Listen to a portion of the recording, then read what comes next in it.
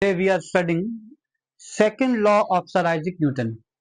Sir, according to second law of Isaac Newton, it comprises two portions. That force is directly proportional to acceleration, and acceleration is inversely proportional to the mass.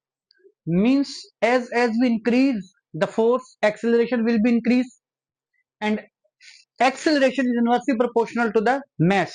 By joining both equations, we get F equals to ma, and this equation is known as second law of Isaac Newton.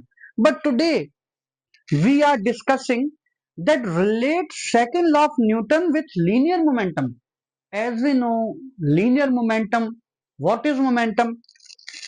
Quantity of motion, and whatever there is quantity, it depends upon two terms, mass and velocity. Means mass and velocity both are depend upon momentum.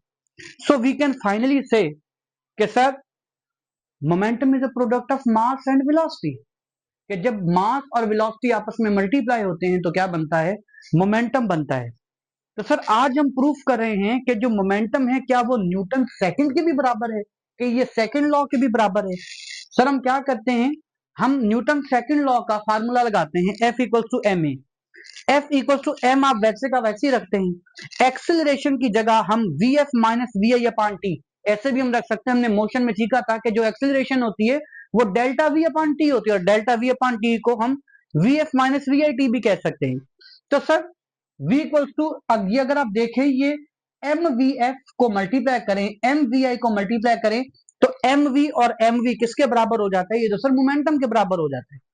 और sir इसको आप ऐसे करके रख दे तो ये final momentum और initial momentum, और फाइनल मोमेंटम और इनिशियल मोमेंटम को हम डेल्टा पी अपॉन टी भी कह सकते हैं. और इसके मुताबिक अगर आप डेल्टा पी को बाहर निकालें या मोमेंटम को बाहर निकालें तो ये बराबर आता है एफ और टी के. और सर एफ का मतलब न्यूटन और टी का मतलब सेकंड. तो सर इसका मतलब कि मोमेंटम जो है वो न्यूटन सेकंड के बराबर है.